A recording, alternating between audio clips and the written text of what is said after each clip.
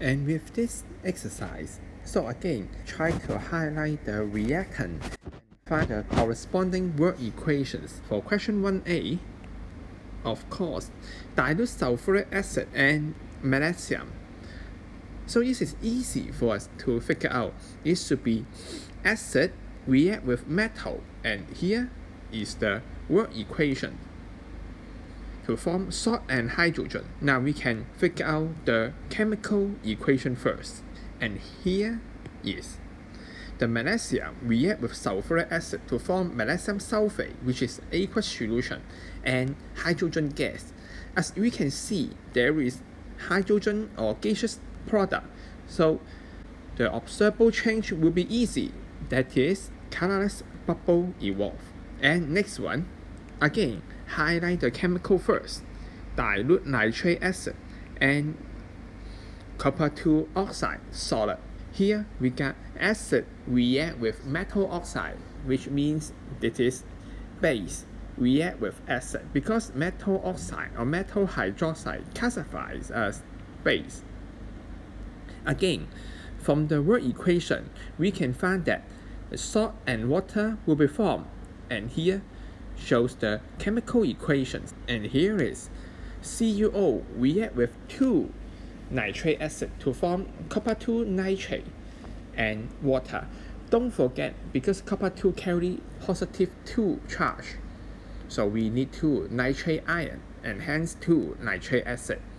But from the equations, it is hard to see any gaseous product, so we should switch our observations into the color change, and we can figure out the dilute nitric acid will turn to blue because there exists of copper 2 nitrate solution or copper 2 ion, which is blue in color. Next, sodium hydroxide solution react with iron 2 sulfate. As we have discussed before, not many reactions involve the alkali or base, so it is easy for us to find out the word equation. Is metal ion react with hydroxide ion to form insoluble metal hydroxide. Again, this is the word equation, and the chemical equation is shown here. The iron 2 ion react with hydroxide to form iron 2 hydroxide. Ionic equation is better to illustrate the situation here. And you can see, because iron 2 hydroxide, which is green precipitate, is formed. So here is the observable change, is the dirty green or green precipitate form. And finally, here is the ammonia solution. Again, this is an alkali and copper 2 chloride solution until in excess. So here shows, again, this is metal ion, but this time the hydroxide comes from ammonia to form metal hydroxide. Don't forget, there will be redissolved when there is excess ammonia solution. And here shows, first, the copper 2 ion react with hydroxide ion to form copper 2 hydroxide.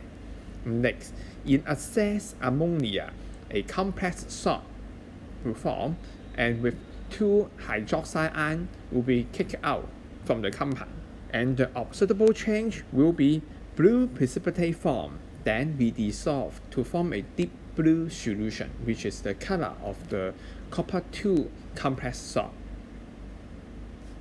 Well, next is question 2. Here we introduce a new compound called ammonium carbonate, and first you should able to write down the chemical formula by the given name, and here shows NH4,2CO3.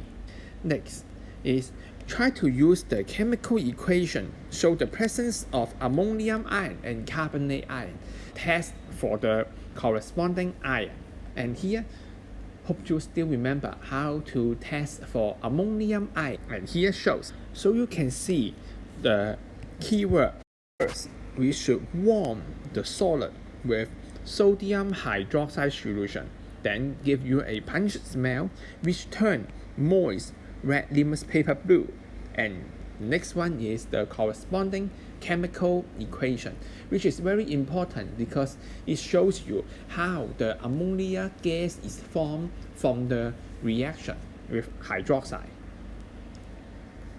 Next, is test for the carbonate ion. So you need to find out or need to recall which type of or which reaction you have ever learned is evolve the carbonate ion. First, we add hydrochloric acid or any acid to the solid and you can see the colorless bubble evolve.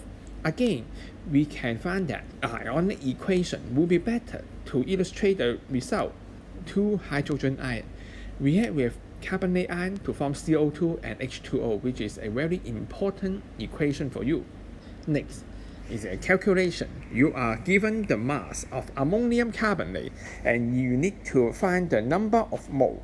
So here shows number of mole is actually equals to mass over molar mass. And from the given information, you can know that the molar mass for ammonium carbonate is 96 gram per mole.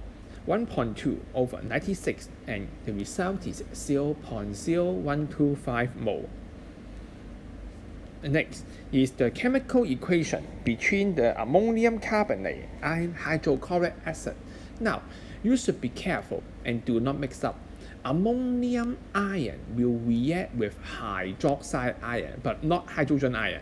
The one who really evolved in the reaction is actually carbonate ion. So here is to form salt, CO2, and water.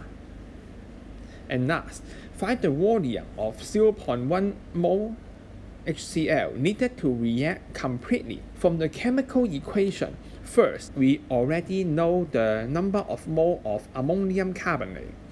The next one is from the mole ratio, we need to find how many mole of HCl is needed. And here shows, from the mole ratio is 1 to 2, so double amount of HCl is needed, which is 0.025 mole. Hence, because M times V equals to number of mole, so we follow the equation and find the volume of HCl should be 0.25 dm3. Now question 3. So you need to distinguish the following substance by chemical method. Part A. Between the sodium carbonate solution and hydroxide solution. Of course, the difference is in the carbonate ion or hydroxide ion. Here is some simple idea. By adding HCl, sodium carbonate will form colorless bubble, but sodium hydroxide doesn't. This is easy to observe. Part B. This time is copper 2 sulfate and copper 2 chloride solution. Both of them contain copper 2 ion, so our focus should be the anion. So how can we distinguish between chloride solution and sulfate solution? So the answer will be simple.